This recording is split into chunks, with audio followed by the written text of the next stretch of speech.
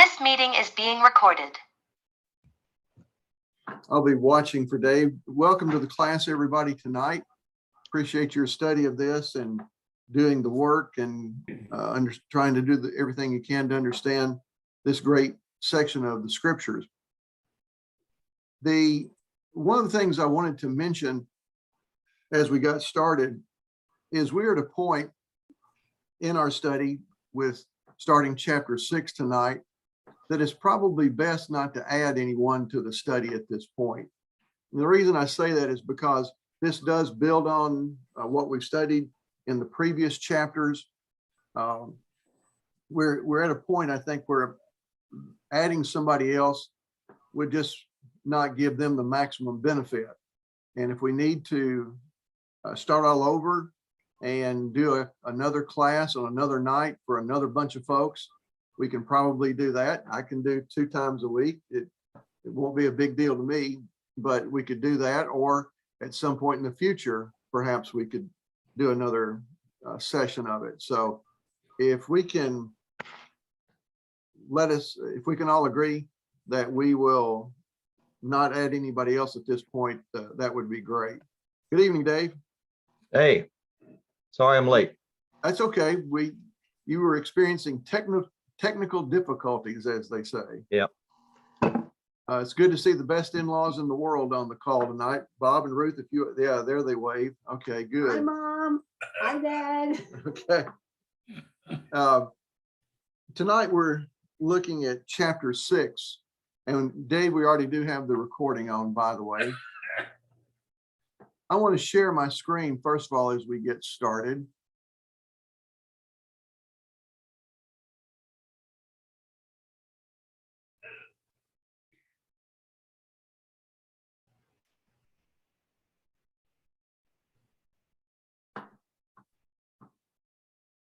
One of the things that I think I've mentioned a few times, but I thought it would be good to mention tonight, is that the book of Revelation is a book of pictures.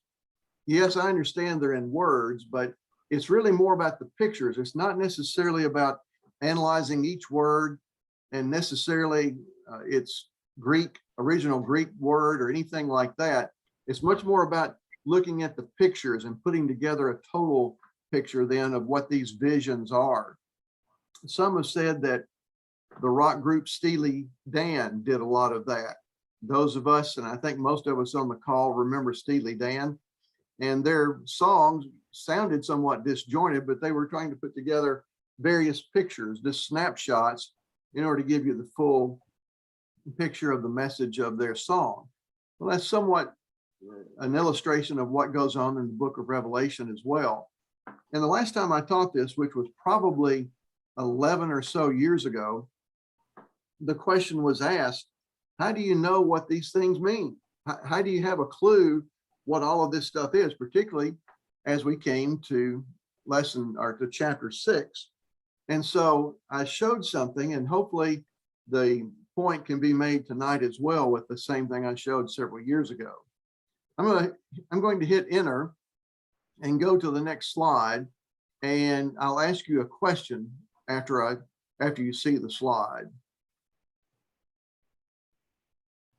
Okay, everybody take a look at this particular slide. You see the only word on there is pictures, but there's lots of different kinds of pictures on there, aren't there? But what am I trying to talk about when I show you all these pictures? Baseball. Baseball, okay. Anything else? Anything else you'd like to add to that, just other than baseball? Millionaires. Good observation. I'm not a robot. Yeah. Good Equipment. observation.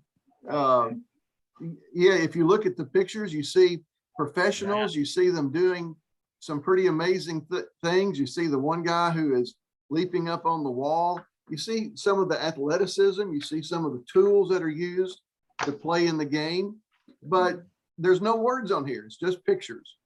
All right, here's the second one. What am I talking about with this second picture? Boy.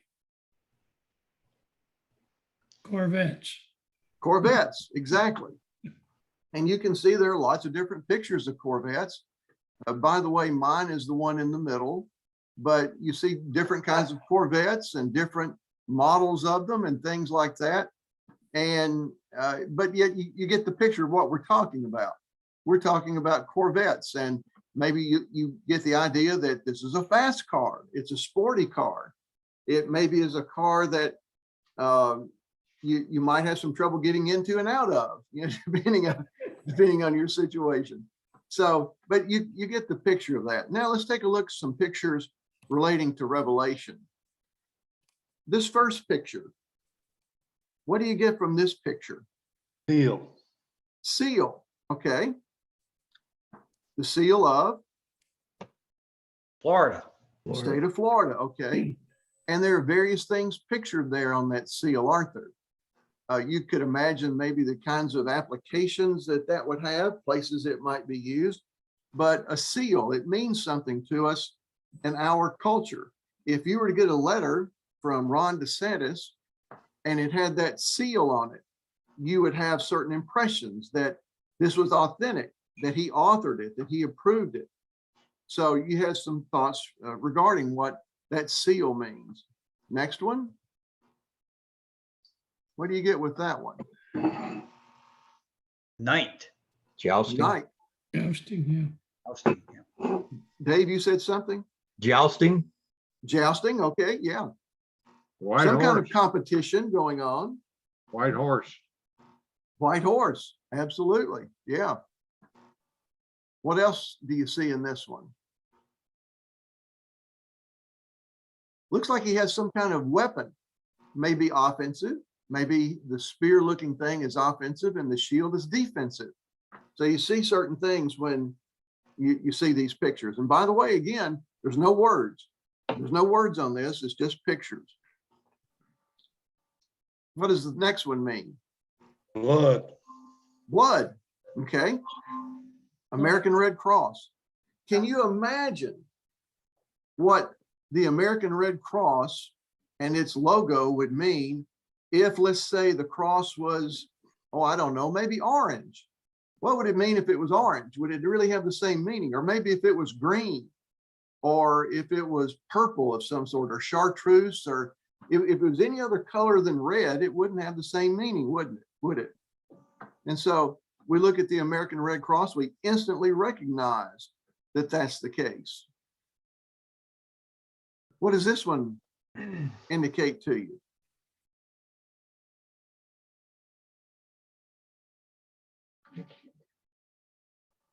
It's small. I can't see it. Sure what that is. Well, let me give you, let's see, I don't know if I can't move it when I'm in presentation though. This is a road, and it appears that there was an earthquake in this location and the road buckled. There was a big slide, a big crevice in the road as a result. And so we can see that some major event has occurred. What does this one indicate? Trumpet, Trumpet, music, music, okay. Band. Band, okay. Certainly a Loud. call to attention.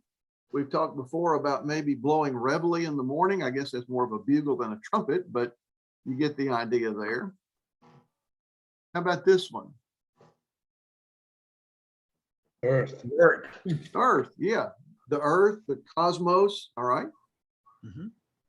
This one may or may not be hard to see, but what do you see with this one in the bottom left corner? The sea. Okay. In particular, what do you see about this sea? looks like calm. Looks pretty calm, doesn't it? Okay. So we see a situation where the weather conditions are calm just by looking at that picture. This one may be a little hard to determine, but what do you see in this one? River. Okay. Anything in particular about the river? That section of it is calm, John, what was the last word? calm. Calm. Okay, a section of it is, but what about some of the rest of it? Looks like there's some waves, some rapids perhaps. right in the middle of that. Yeah. What does this picture indicate? Thunderstorm. Yeah, something big's happening in the weather, isn't it? Huge cloud. And I think I may have one other. Yeah.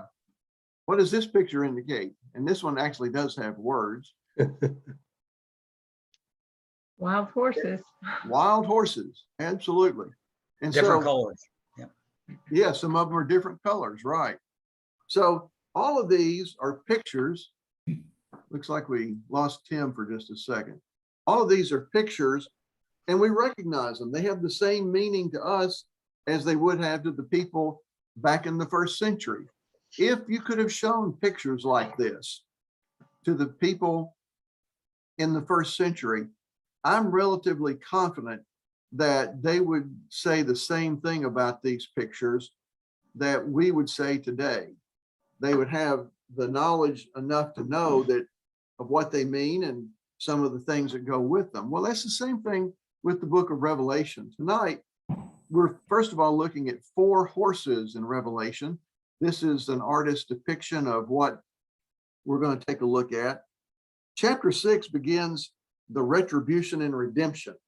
So remember, as we go through this, we're reading the picture, not the words.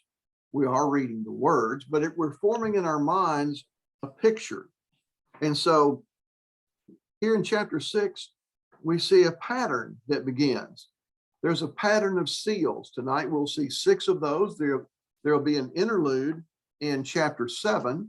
In chapter 8, we open the 7th seal. But when we open the 7th seal, we're introduced to 7 trumpets. And then after 7 trumpets, in chapters 8, 9, and 10, and 11, we then come towards the end of chapter 11, and we see the 7th of those 7 trumpets that come out in the explanation of the 7th seal. And then later on in chapter, I think it's 13, we begin to see 7 bowls. Excuse me, not 13. 16. We start to see 7 bowls of wrath that are poured out. And so this is the way this will go. I've mentioned before that in some ways you could look at the book of Revelation as 2 books, chapters 1 through 11, and then 12 through 22. Each, of course, each section comprising 11 chapters. And so we start over, in a sense, in chapter 12, and we'll see some things that are set up in chapters 12 and 13. And then we'll have an interlude in chapter 14. Chapter 14 and chapter 7 are similar to each other.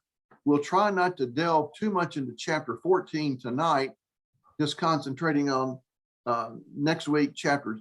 I should have said next week we won't look into chapter 14 very much, but chapter 7, we'll try to concentrate on it. And then when we get to 14, we'll go back and look at some of the things in chapter 7. In chapter 6, we see the 4 living creatures again. And each of the 4 living creatures identifies or begins or introduces the 4 horses that are to come through. And these 4 horses come marching across the stage. If you can imagine in your mind, maybe from stage left to stage right, the horses come across and then they disappear. And then the next one comes across and it disappears. And they seem to all go in the same direction. The King James Version very often, I think, says, "Come and see." The living creature says, "Come and see," but most translations believe it's just "come."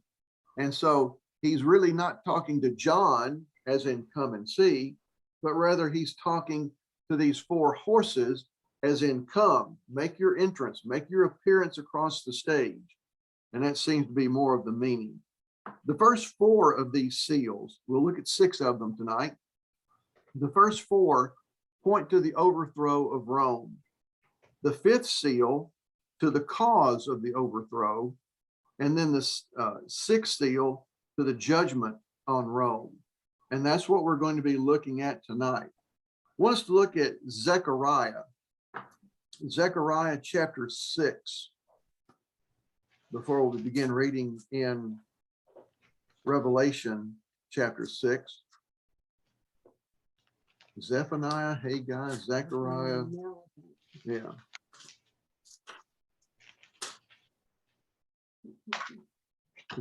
Zechariah chapter 6. So much of what we find in the book of Revelation are references to the Old Testament. We've seen some of that already. And as we said at the beginning, that the message was communicated or signified or signified to John. That's the way it was communicated. And he was, the things that were communicated to him were things which must shortly come to pass. Shortly come to pass. This is not talking about 21st century America and Russia and China. It's not talking about that. There may be practical applications for the things that we read for that, but by no means is something being communicated to John that won't happen for 2,000 years. That's just not the case. So in Zechariah chapter 6, beginning in verse 1, now I lifted up my eyes again and looked, and behold, 4 chariots were coming forth from between the 2 mountains, and the mountains were bronze mountains. With the first chariot were red horses, with the second chariot black horses, with the third chariot white horses, and with the fourth chariot strong dappled horses. Then I spoke and said to the angel who was speaking with me, what are these, my Lord? And the angel answered and said to me, these are the 4 spirits of heaven, going forth after standing before the Lord of all the earth, with one of which the black horses are going forth to the north country, and the white ones go forth after them, while the dappled ones go forth to the south country. When the strong ones went out, they were eager to go to patrol the earth. And he said, go patrol the earth. So they patrolled the earth. Then he cried out to me and spoke to me, saying, see, those who are going to the land of the north have appeased my wrath in the land of the north. And so we see this same kind of imagery, some of the same aspects and characteristics in this passage in Zechariah, repeated in Revelation chapter 6. And again, this message was written so that those who were familiar with the images that are presented would get it. They would get it. The pictures are vivid to them. They're blazoned into their memory. But those who didn't understand, those who did not know, they would look at it and think it is just some gibberish. So if the letter fell into the wrong hands, it would mean nothing to those people. But to those who knew what the images represented and knew the scriptures, it would give them great encouragement as they went through. It's impossible to open one seal and to read. Let me switch back to stop sharing the screen. There we go. I got a birthday card today, and you'll notice here on the back, there's a seal. And we mentioned about that. This is our friends Mark and Laura Dyer. And we mentioned how we even use seals today, and Laura put one on the back there. So this is something that we would understand even in our day as well about the concept of seals.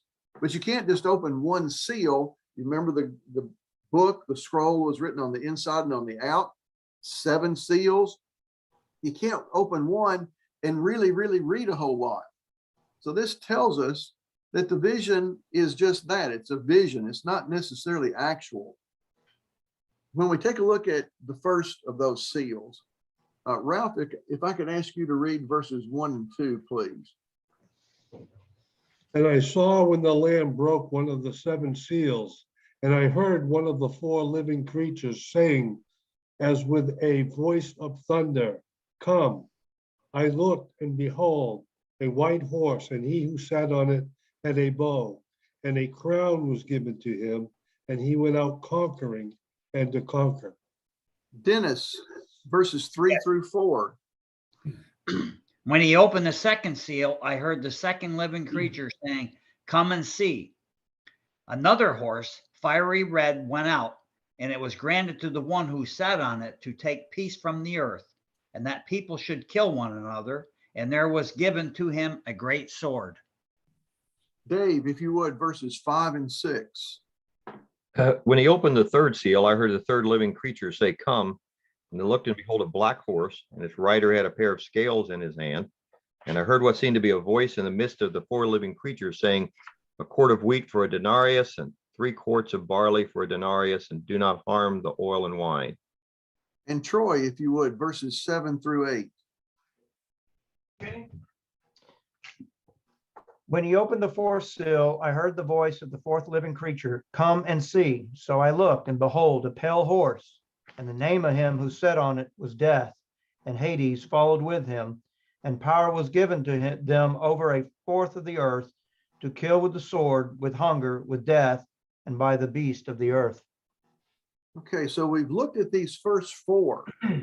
And in the spreadsheet that I sent out to you to try to guide the discussion and maybe to help the understanding, there were 3 columns. There were key words, there were meaning of the key words, and then on a broader perspective, the meaning of the seal. So when we look at this first seal, what are some of the key words that you see there? Things that would be important to understanding this seal?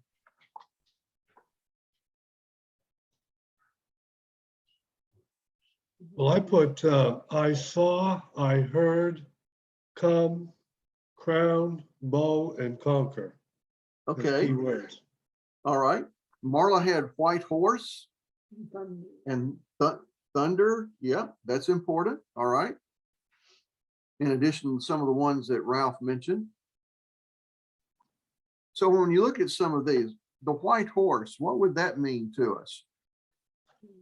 Purity. Okay, that's one of the things. Victory.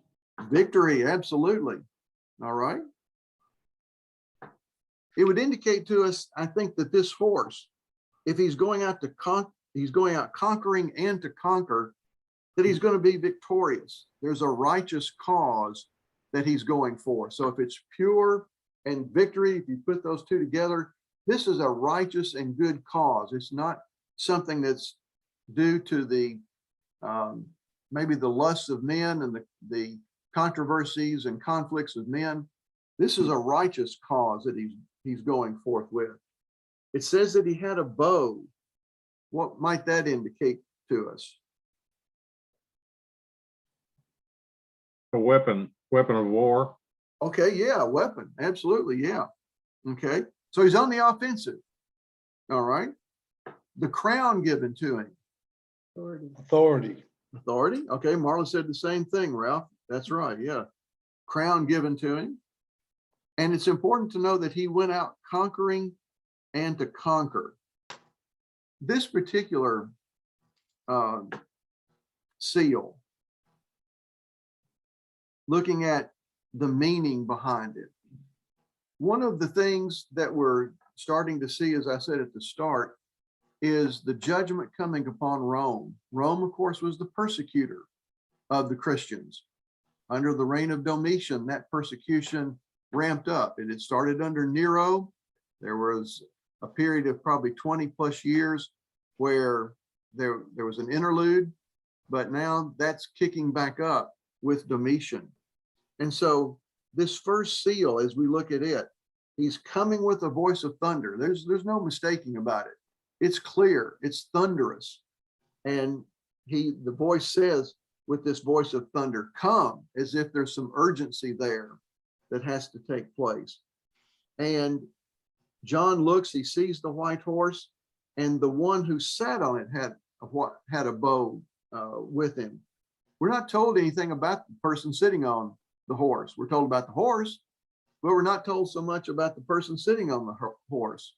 Was this person, what kind of characteristics did they have? What did they look like? We don't know about that, but we do know a crown was given to him, and he went out conquering and to conquer.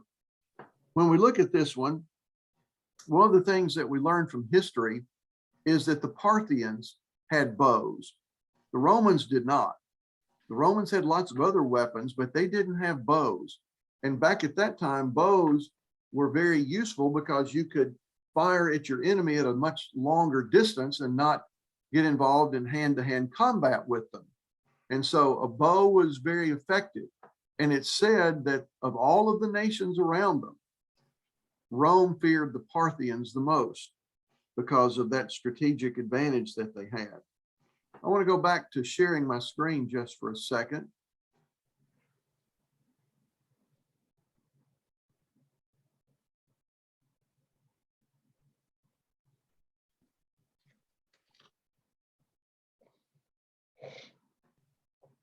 Come on.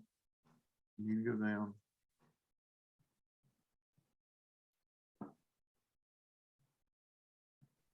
Okay. The question with the first seal is, who is on the white horse? Who is the one that's on the white horse? And as we've just said, it's a symbol of purity, a symbol of approval. The bow is consistent with the Parthians, the Rome's enemy. The crown is the victory crown, the Stephanos in Greek. And he went out to conquering and to conquer. This does not appear to me to be the same as Revelation 19:11. There, the person is called the faithful and true. We see 4 seals and 4 horses. And I think what we need to look at is look at these as a package, a consistent and progressive message just within that group of 4. And that's why we read them that way. The horse is white, but not the rider. We don't know anything necessarily about the rider on this one. You'll notice that the he, that is, and he who sat on it had a bow, the he is not capitalized as it might be if it were actually Jesus that was on this particular horse. We see the lamb in chapter 6, verse 1. And we see that continually throughout these seals.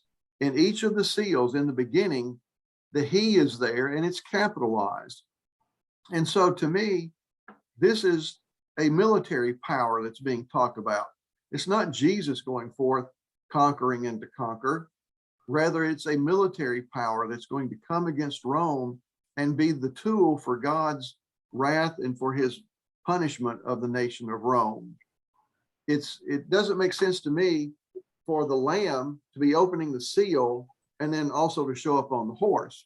Now, this is the book of Revelation and lots of things can happen, but it doesn't necessarily make sense to me that that's the case. But as I think I've told a couple of you in the last week or so, I'm reading about 7 different commentaries that actually, let's see, is that right? 6, excuse me. I've got 6 different sources that I'm reading going through this. I actually have a 7th one, and it was in my files on Revelation. I don't know how I got it. I don't remember how I got it. It's by a man's name that I don't recognize. So I do have a good scripturally perfect number 7 of sources that I have here, but I'm not using the 7th one of those. But when you look at these 6 sources that I've got and try to understand, well, what do they think? Who do they think the one is in the first seal? 3 of them think it's Christ. 3 of them don't think it's Christ.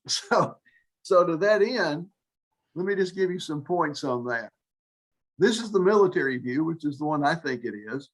If you interpret that the first seal and the rider and the horse are the military power, then the second seal has to do with bloodshed, the third with persecution of the righteous, and then the fourth, death of the righteous and the unrighteous.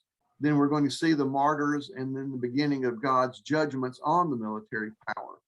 If you take the view that it's actually Christ, then you see Christ in spiritual warfare with the first seal. With the second seal, Christians will suffer bloodshed. With the third seal, Christians will suffer financially. And then the fourth seal, Christians will suffer death. And then therefore that leads into the martyrs as the 5th seal. And then you begin to see the beginning of God's judgments on the military power in the 6th seal.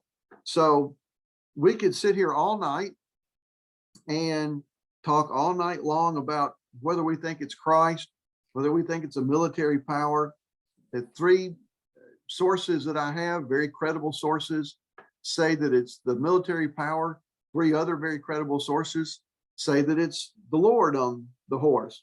So it's very difficult for us to spend the rest of the night, I think, trying to figure out which one it is. If you, either way, it works. I think either way presents a picture that's consistent with the book. If you feel differently than what I did on that, that's fine. I still love you. And that's, I think we can go along with that, looking at that first seal. Any other comments on the first seal? I do. You mentioned the white horse representing a righteous cause. And quite frankly, I think that all four horses represent a righteous cause. Yeah. And the righteous cause is carrying out the wrath of God under God's instruction. And for me, the color of the horses, all that does for me is separate the four different ways of wrath that is coming forth. And like you, who's on them doesn't matter. It's more the wrath that God is carrying out. Yeah, excellent point, Ralph. Absolutely excellent point. And that you're exactly right. They're all commissioned by the Lamb. You know, all of this has to do and goes back, you might say, under the thought of what we covered in chapters 5 and 6, where we see God on the throne and the ruling that he had and all of the praise that was due him. And then, of course, the introduction of the Lamb. I think I should have said chapter 4, then chapter 5, the introduction of the Lamb, where the one who was as if slain, the one whose blood made a difference, this lion from the tribe of Judah that really is a lamb, and all the praise that's due him. And we saw the 24 elders, the 4 living creatures. We saw thousands and thousands, the angels, all this incredible group of people praising. We saw all of that. And so, yes, it is a righteous cause all the way through. That's a good point. Other Yeah, points on this one? Jeff, this is Charles. Yes, sir. When we started chapter 4 and the door was standing open and he was invited in to come up here and I'll show you things that must take place after this. The image of a horse at that time would necessarily be war, wouldn't it? Isn't that really the only thing that horses were used for in that time? They weren't farm animals. They plowed with oxen, and the horses were to carry warriors and pull chariots, and so it's speaking, or the images are leading to the conclusion of the war to come. So considering that beginning of chapter 4 and these images of horses, whatever they ultimately mean, they would draw the image to somebody that understood would to the idea of an impending war. Yeah, that's a good point. The thing about the horse was not only was it strong, it also was fast, and that made a big difference. Yeah, that's a good point, Charles. And all of the riders are carrying weapons, and you know, or have the symbolism of warriors as well. Mm-hmm. Mm-hmm. The last one is about famine and the suffering that will come because of that, the fourth horse.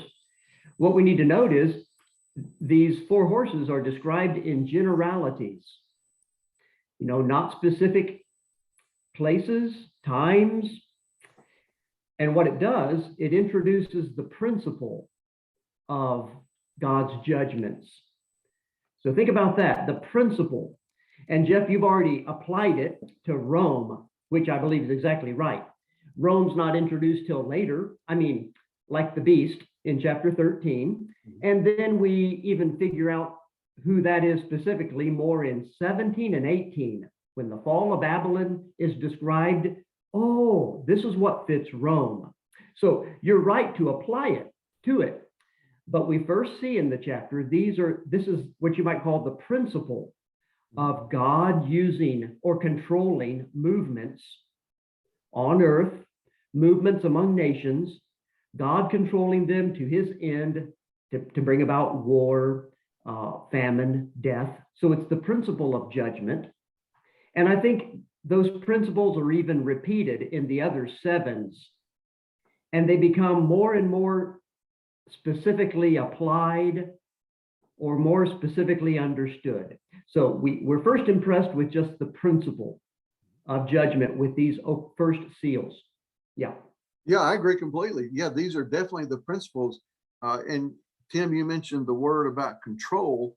If I had $1 for every time I've heard the phrase God is in control over the last couple of years or so, I would be a very rich man, because we realize that. We realize that God is in control. We understand that he does deal in the affairs of men even today. He did in the book of Daniel and other places as well. We can see that. He didn't just wind this thing up and maybe it'll run out one of these days. No, absolutely not. God is the one who is in control. And you're right, these are principles. And I think one of the other principles that we'll see is the progressive nature of God's judgment. He is always leaving time for man to repent. God is so long-suffering. And as my brother Ralph says, he is so awesome. You and I might not have as long of patience as what God has, but God is extremely patient. 2 Peter 3:9, he's not willing any should perish, but that all would come to repentance. So as we see this, we see these progressive natures of the punishment that's coming. So then our second horse, the red one that Ralph mentioned a little bit earlier, what are some of the key words in that second seal? We mentioned the red horse. What else do you see?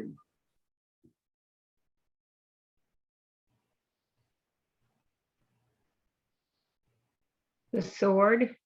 Okay, yes, sword. Okay. People killing one another. Yeah, that's pretty clear. Conflict. All right. What else? Red makes you think of blood. Yep, sure does. It says granted to, which tells us that it's God's will that it be done. Yes, great point. Yes. So when we look at some of these, we look at the red horse, as Tim said, that causes us to think about blood, just like that red cross that's on the American Red Cross logo. Is granted to take peace from the earth. It's within God's domain. It's within his sovereignty to allow that to happen. And so we see some authority that's being delegated. We see men slaying one another. And therefore we see internal strife, maybe persecution going on. And then finally, the great sword that was given that Barbara mentioned, a powerful weapon. This particular weapon, we're going to make this distinction in just a minute. This particular weapon is thought to be a short sword, maybe more like a dagger, maybe in the thoughts of a dagger. The particular Greek word seems to indicate that. Matthew chapter 10, verse 34, if you'll turn over there. Matthew chapter 10, verse 34. Our Lord says, do not think that I came to bring peace on the earth. I did not come to bring peace, but a sword. The same word that's being used there. And then 2 Timothy 3, verse 12, where it says that we're going to be persecuted. All who live righteously will be persecuted.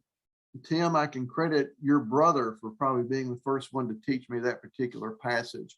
We're all familiar with 2 Timothy 3:16 and 17. All scripture is given by inspiration of God and is profitable for doctrine, for reproof, for correction, for instruction in righteousness, that the man of God may be perfect, thoroughly furnished in every good work. You can always remember then that the verse about persecution is 4 verses prior to that, 2 Timothy 3:12. And so we know that there's going to be persecution. And so the picture here in this second seal is that there's going to be persecution of the Christians, perhaps internal strife, perhaps civil war. There will be those who will be called upon, whether they like it or not, to try to take out the Christians. They're not, they're viewed as a strange people. And so we see persecution starting. The third horse, what are some of the key words there? Jeff, can we go back to the second horse for just a minute? Yes. We were talking about the two weapons. You know, we had the bow, which was a weapon from afar, and then that sword, which you said is a short sword. Well, that's so for close combat type of, and where it talks about slaying one another. I get the impression when I read that it's a constant thing. It's not just a one-time, one and done thing. And I think that's the impression that gives. Yeah, exactly. And your comment ties in directly with what Tim said as well. With, you know, these are principles, and that principle remains even yet today. I certainly hope that we never face that kind of persecution. I think most of us can look back through our lives and see some form of persecution we may have endured as being a Christian, but certainly not to this level. And I certainly hope we never see that. Hope that our children don't, and our children's children don't. But the principle is there. And yes, that can Jeff, be there. Why are you calling this persecution? I might be off track here. Well, You know, this isn't this talking about the wrath of God or God's judgment on people who are not Christians, these things that are happening. I think he's setting up the picture for what's going to happen in the sixth seal. And so there's some writers have thought that this was persecution that was beginning on the Christians, and that you see an internal struggle. You see men slaying one another. It could very well be two unrighteous groups that are slaying one another, like the Parthians and the Romans, perhaps. That may be another good application of that. Well, that's the way that just the way that it's going in my brain with my studies, that these first four horses, it's not persecution for Christians. I see it as God's judgment on the unrighteous is what's happening with these four. But that's just that's my take on it. Yeah, I agree, and that is one of the possible applications to that. Yeah. The third seal, some of the important key words there.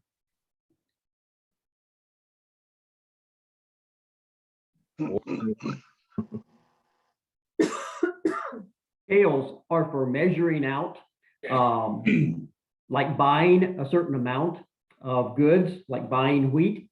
So they're used to measure it out. Okay. Black is not good.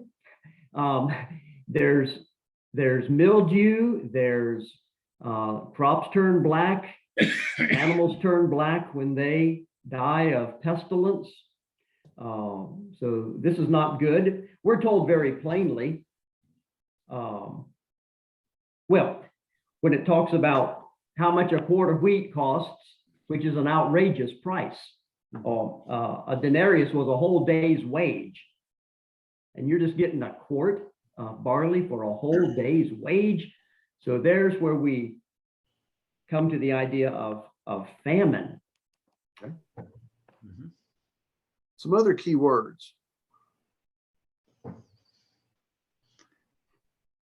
Notice with this one, I think we said this, it was a black horse, but notice in verse 6, he says, I heard as it were a voice in the center of the four living creatures. This is a little bit different than what we've seen with the first two.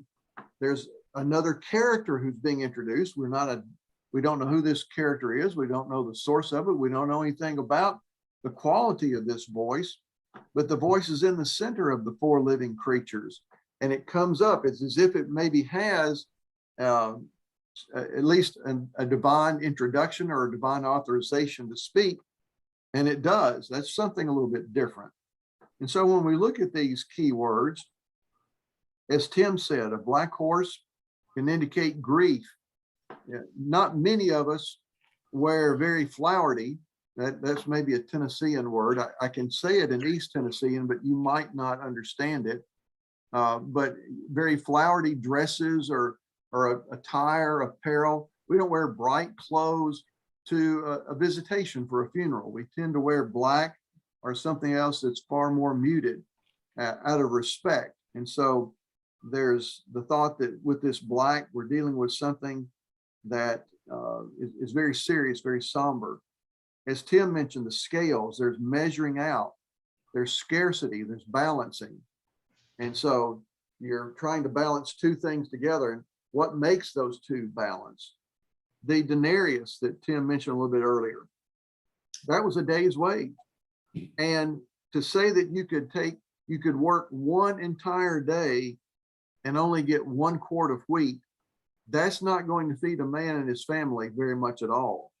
And so what tended to happen then is that they opted for the 3 quarts of barley instead of the 1 quart of wheat. Barley was not as valuable as the wheat was, and 3 quarts, while it may not be the kind of quality that wheat would be, the barley could go a little bit farther and could perhaps feed his family a little bit better. But don't harm the oil and the wine, it says in verse 6, indicating that these were perhaps more expensive items. Another thought to it is these are daily items that are needed. There would not be scarcity of those things. Daily life needed those. And you could have wheat, you could have barley, but neither one really helped all that much unless you had the oil and the wine as well. And so sometimes the thought is that those who could afford it, those who were rich, those who were perhaps more privileged, who were not being perhaps persecuted, they could afford those things. They could afford the oil and the wine. We're not going to put quarantine, to use a current day term, we're not going to put quarantine on the oil and the wine, but on the wheat we are. We're going to try to starve you out perhaps. So all of these perhaps deal with oppressors. They may deal with these conditions like Ralph mentioned, where in these times of war, this time of vengeance being meted out on Rome, you're going to see things that are in short supply. I know that my father-in-law has talked about back during World War II, some of the things that were in short supply in this nation. And it was to help and to contribute to the war effort, some of the things that happened back at that time. And maybe that's part of this picture. You remember we talked about trade guilds in regard to Thyatira and the fact that Lydia in Acts chapter 16 had left Thyatira and was in Philippi. And one of the possibilities is that she was there because there were things being doled out or delegated to people who would give the incense, to people who would give praise to Caesar, but yet she would not. That's a possibility. Anything else on the third seal? We're going to gallop on then to the fourth seal. What are some of the key things, key words in the fourth seal? Death. Death. Okay, what else? Beast of the earth. Okay, the beasts of the earth. Okay. Authority. Pestilence. Yeah, and what did you say, Ralph? Authority. Authority. Okay. That goes with the statement was granted earlier and was given in the very first horse. So just another synonym of God behind these instruments of his. And even the color. So the color of this horse, either ashen or pale, goes well with lifeless. Like we say, when the blood drains out of our face and we just look ashen and pale.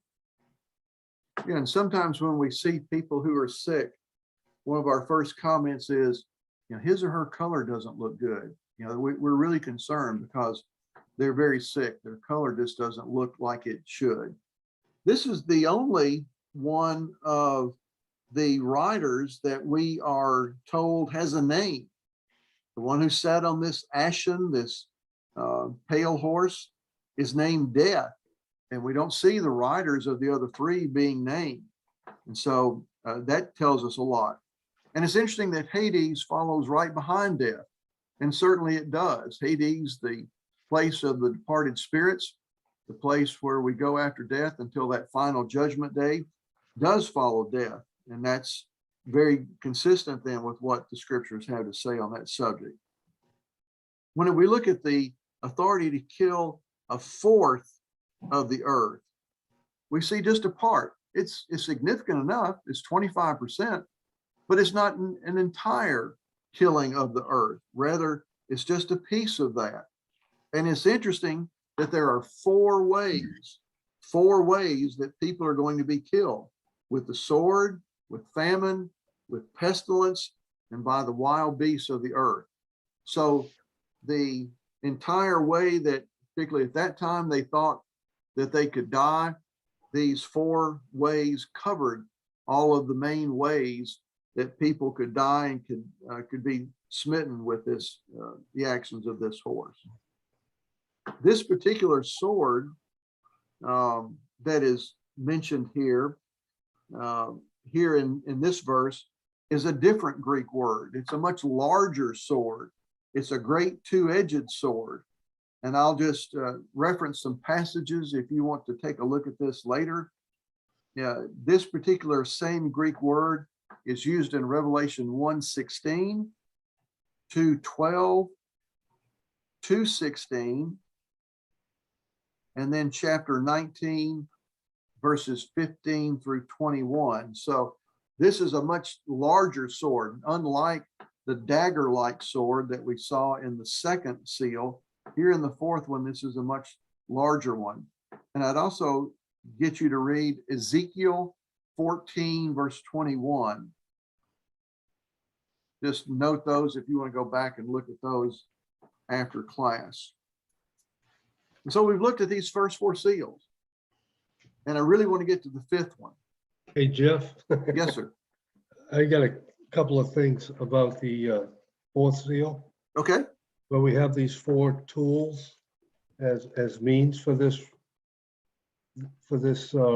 judgment. Back in Leviticus 26, remember when we had the cursings and the blessings? In the cursings, we can find those same four tools. If you read through verses 18 through 33, you can find them and see them. And so we see this as judgment against Israel. And I think later on we can see the same types of things always being levied against Jerusalem for those people who would not obey God and submit to his will. So I'm bringing this up only because I'm still stuck in between whether this early or later writing, or whether this is Jerusalem's destruction or the Roman destruction that you're talking about, 300 or 400 years down the road. So I'm still torn between. So I've been noticing these events in the Jewish history where these same types of wrath of God or judgments from God have been consistently directed toward Israel or the Jewish nation. Yeah, and just to be sure that I haven't misspoken at some point, generally there are two different feelings on the time of the writing of the book. One is in the 60s AD, and then the path that we're following is what's sometimes called the late date, roughly 90 to 96 AD. So the 300 or 400 years would be much later, of course, when Rome would really start to fall apart. I think that's what you're referencing, but the difference in the dates is somewhere around 30 years, something like that. Points from anybody else on the first four? Just briefly, that here in chapter 6, when this first four seals are opened, this is no mild, quiet little message. Here you have a thunderous voice, and you have horses that are raring to go, and they tear out, just like when you open a a gate of the corral or that bucking bronco. And so that's a neat symbolism here in the message. God is about to act. It's kind of like, look out. And he's going to use these general ways. He's going to use conquerors, and he's going to use war, and he's going to use famine, and he's going to use death to bring about his purposes. And the impression is you go, wow. So that's what this book is going to be telling us about. This is no mild, little quiet, non-consequential, piece of revelation. This is something grand, is how it opens, how the stage opens. Yeah, good point. And even in all of this, we see not only God's justice, but his mercy and his grace as well. All are in there together. He's allowing that time to repent. The fifth seal. I want to cover this one and then we'll close for the night. In verse 9, it says, "And when he broke the fifth seal, I saw underneath the altar the souls of those who had been slain because of the word of God and because of the testimony which they had maintained. And they cried out with a loud voice, saying, How long, O Lord, holy and true, wilt thou refrain from judging and avenging our blood on those who dwell on the earth? And there was given to each of them a white robe, and they were told that they should rest for a little while longer, until the number of their fellow servants and their brethren who were to be killed, even as they had been, should be completed also." What are some of the key words you see in this one? Certainly see a big transition, a big difference between this one and the first four, but what are some of the key words? Avenge, Avenge, okay. sovereign, Okay. Underneath, Underneath, yeah, underneath the altar. All right.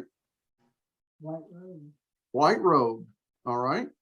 rest, Rest. Barbara, I think you had one. Pleading for judgment against the earth. Yeah, pleading for judgment. Absolutely.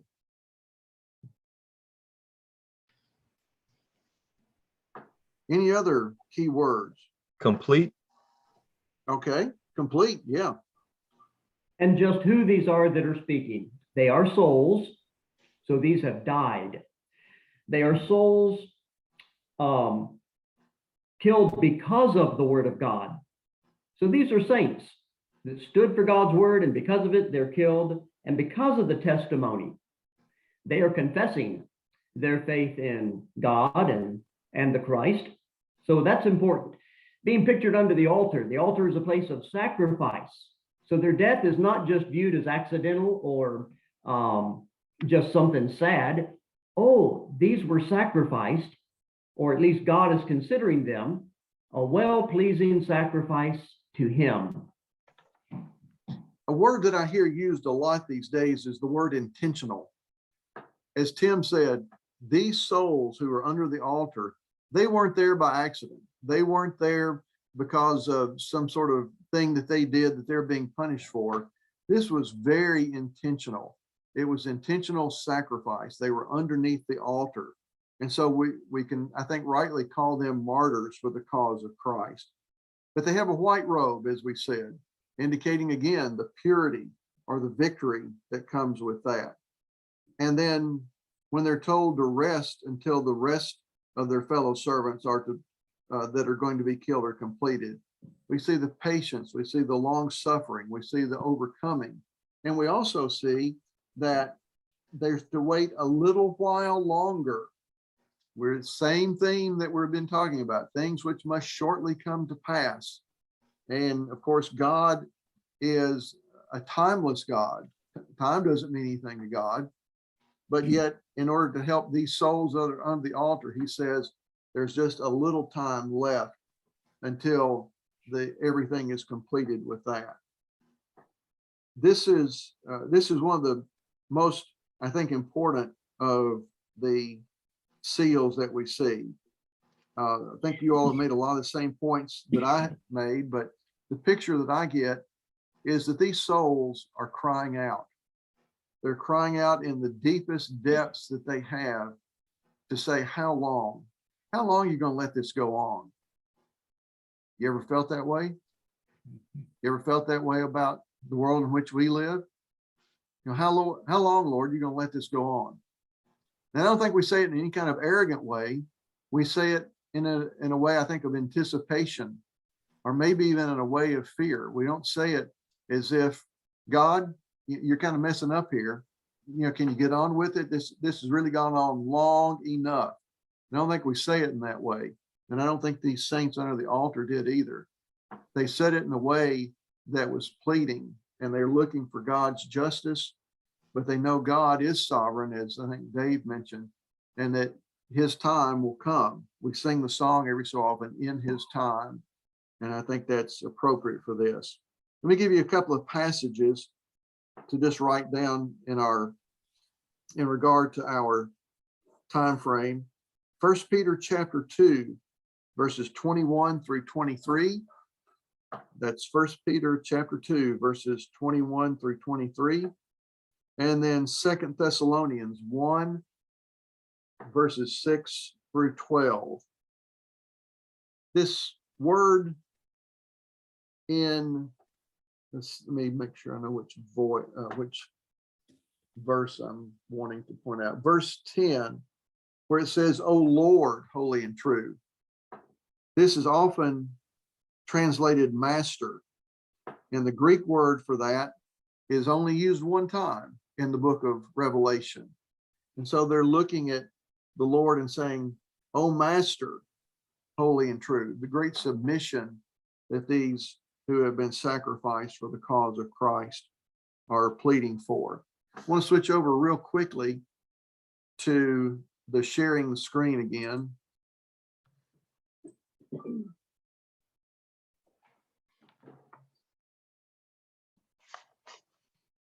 One of the great subjects in the scriptures is the fullness of time. And if you want this slide, I'll be glad to send that to you. But as we look throughout the scriptures, we see numerous instances in God's dealings with people where this concept of the fullness of time comes into play.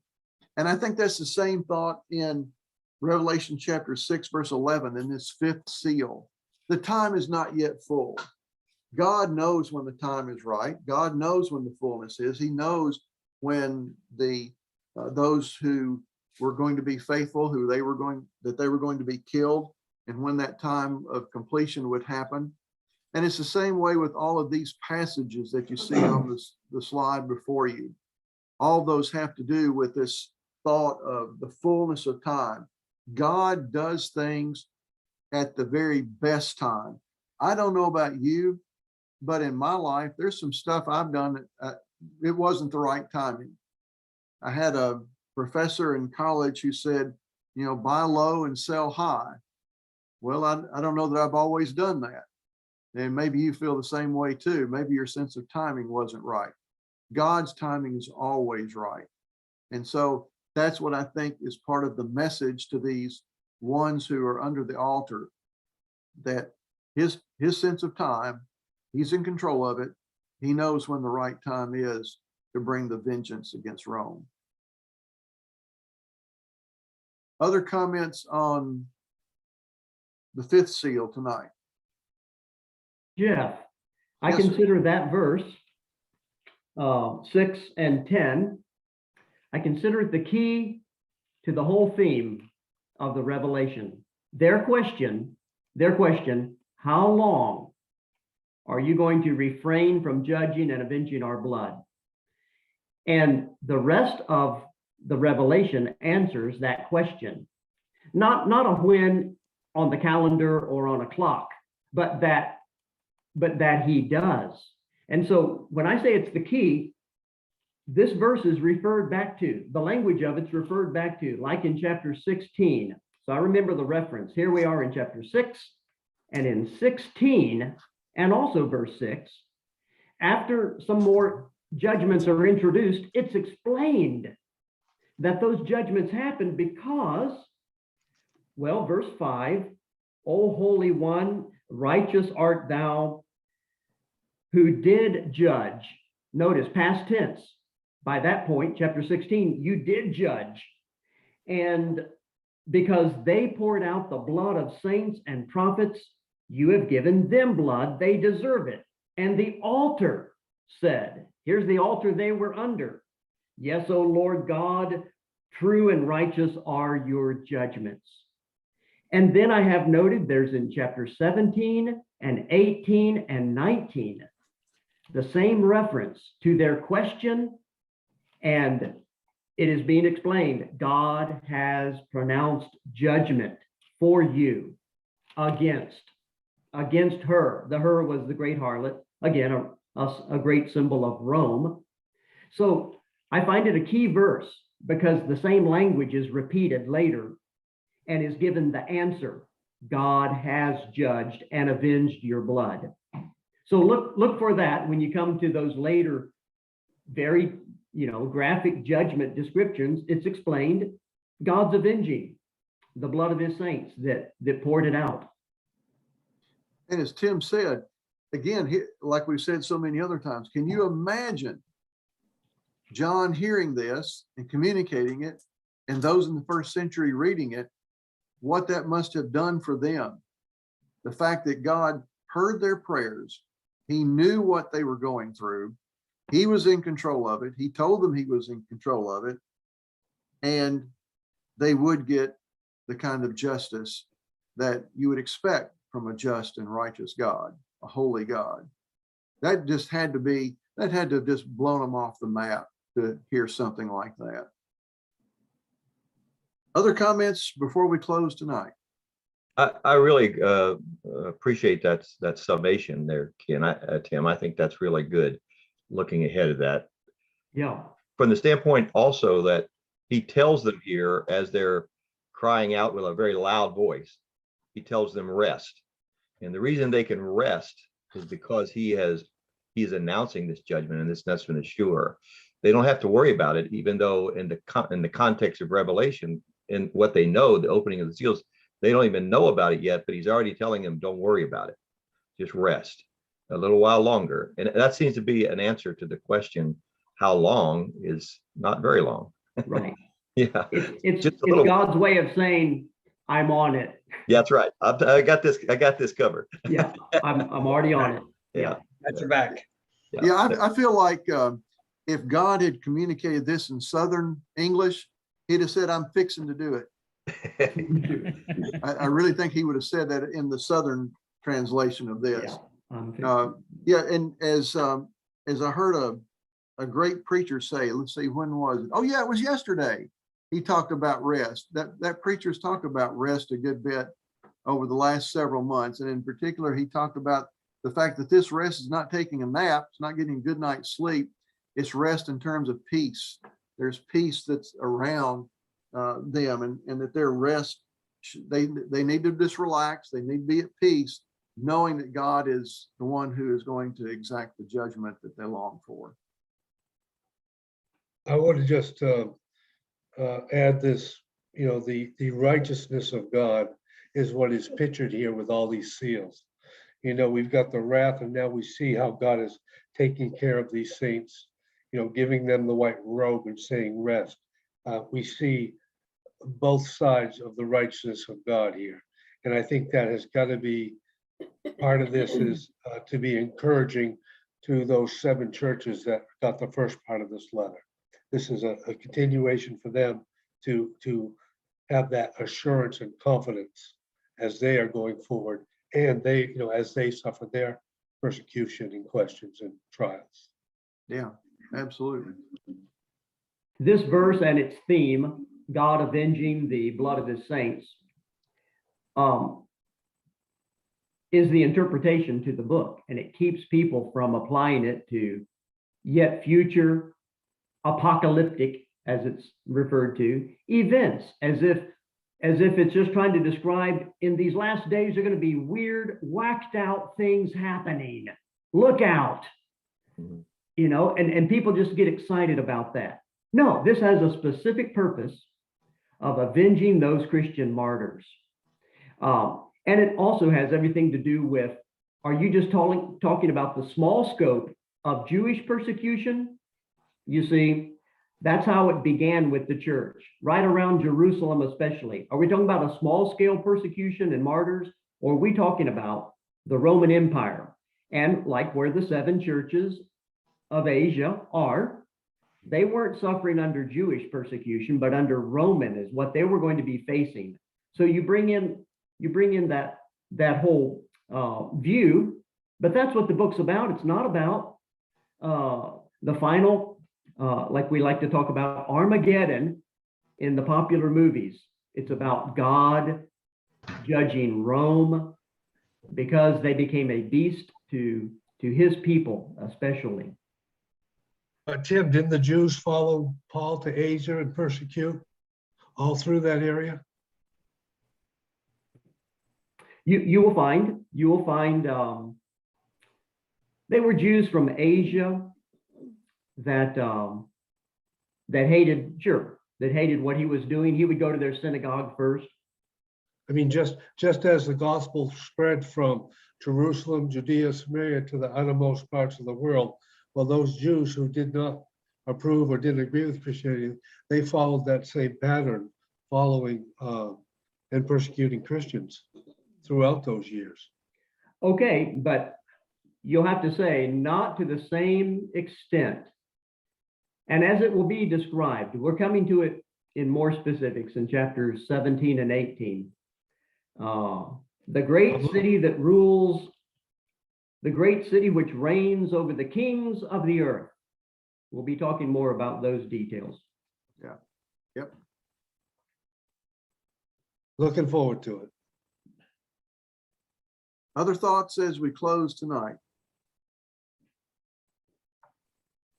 Next week, we're back on our schedule. I appreciate the accommodation these last 2 weeks to move to Monday night. But next Tuesday night, February the 8th, 7 o'clock Eastern, 6 Central, we'll get together again. I'll send out the invitation. And thanks so much to everybody for putting in good hard work, good study with this. This is not just an academic study. I think this is a very personal study. What's wrong? Marla's waving at me. Oh, it's not just an academic study so that we're all smarter and all that kind of thing.